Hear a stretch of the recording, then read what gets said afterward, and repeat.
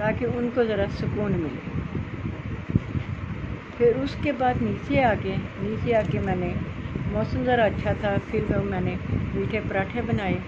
السلام علیکم ویئرس، یہ ہمارا صبح کا ناشتہ۔ یہ دیکھیں ہم میٹھی روٹیاں ہیں، یہ گڑ والی اور تل لگا کے بنا رہے ہیں۔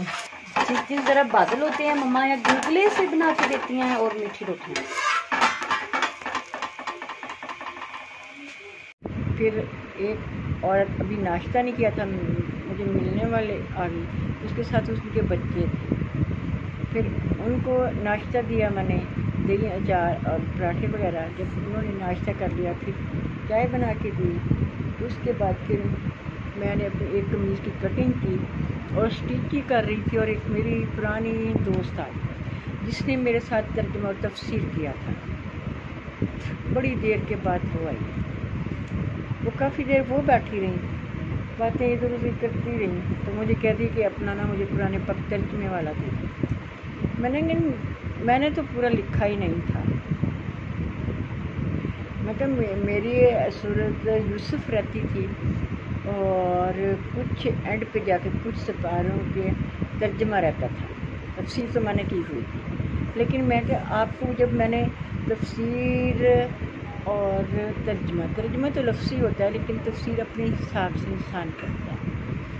تو میں نے کہا تفسیر تو میں نے نا کی ہوئی ہے، لیکن مجھے یہ نہیں پتا کہ آپ کا کیا عقیدہ ہے، تو میں اس لیے نا آپ کو نہیں دے سکتی۔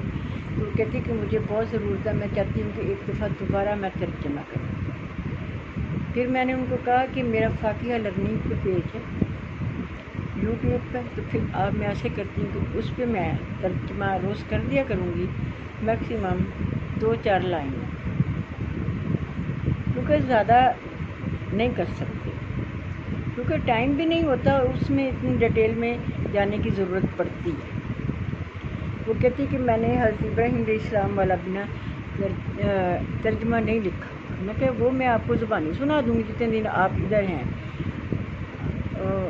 میں نے کہا کہ آپ نے اپنا واٹس ایپ آن کیے، اگر وہاں سے میں آپ کو مسارہ کروا دوں گی، لیکن قرآن پاک پہ مشکل ہے۔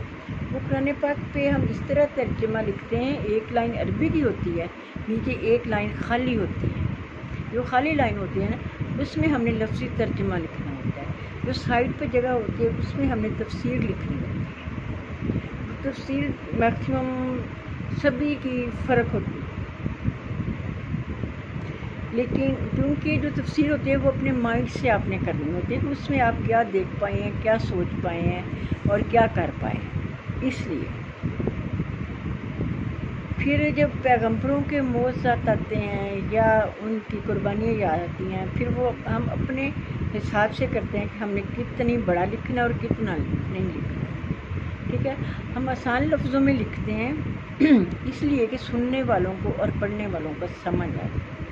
پھر میں نے اس کو کہا کہ نہیں، یہ امپاسبل ہے کہ میں نہیں دے سکتی ہوں، تو لیکن اگر آپ نے جس صورت وائز کرنا ہے وہ مجھے واٹس ایپ کریں، میں اس پہ ترجمہ کر دیا کروں۔ لیکن ٹائم تو میرا بھی لگے گا، کم از کم 2-4 لائنوں میں بھی آدھا گھنٹہ 2 گھنٹہ لگ جاتا ہے۔ میں نے کہا وہ میں آپ کو کر دیا کروں گی۔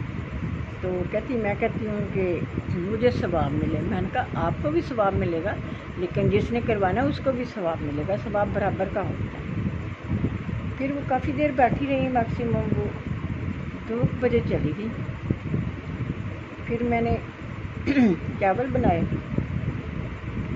ساتھ میں نے وہ رائتا بنایا، اس میں پیاز اور آلو ڈالے اور چھوٹی چھوٹی چیزیں 2-4 ڈال کے پھر وہ میں نے رکھی۔ پھر اتنی دیر میں چھوٹی بیٹی آ گئی، وہ برائڈی کے لیے کسی کو کپڑے دینے گئی، وہ آ گئی۔ پھر ہم نے کھانا کھایا، کھانے کے بعد آج بہت گرمی تھی، پھر میں اپنے مرغوں کو دیکھ کے آئی، ان کو دیکھ کے آئی آ کے پھر میں لیٹ گئی۔ آج ریسٹ نہیں ذرا دے دیا، بس پھر میں اپنی قمیض اسٹچ کرنے لگ گئی۔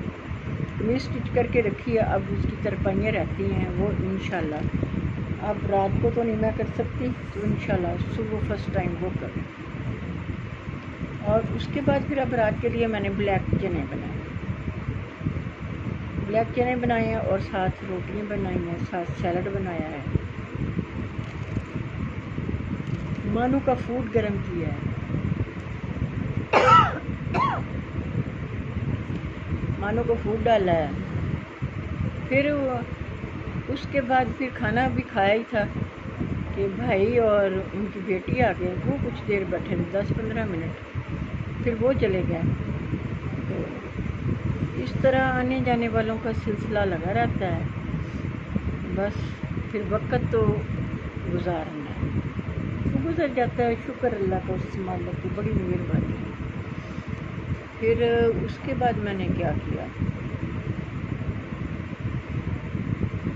اس کے بعد میں نے کچھ نہیں کیا، پھر بس اپنی ایک بک ریڈ کی، بک ریڈ کر کے تو پھر میں نے مغرب کی نماز کے بعد میں نے بک ریڈ کی، تو بک ریڈ کی تو ابھی بڑے باجی کا فون آ گیا تھا، ان کا فون سنا اور باتیں کی، کافی دنوں کے بعد وہ کرتی ہیں، تو باتیں شاتیں کرتے رہے۔ پھر اس کے بعد میں بیٹھی تھی، پھر میں فارغ کھانا کھانے کے بعد پھر میں نے کہا نماز بعد میں پڑھنی، پہلے اپنی فیملی سے تو بات چیت کر لوں کہ سارا دن میں نے کیا کیا۔ اگر دیکھا جائے تو کچھ بھی نہیں کیا، تو لیکن فارغ بھی نہیں ہوئی۔ وہی میری کام والی کہتی ہے بھائی کام تو ہم لوگ کر جاتے ہیں لیکن آپ پھر بھی فارغ نہیں ہوتے۔ دیکھیں جو گھر کی عورت ہوتی ہے نا وہ کبھی بھی فارغ نہیں ہوتی، چھوٹے چھوٹے کام نکل آتے ہیں، وہ کرنے پڑتے ہیں۔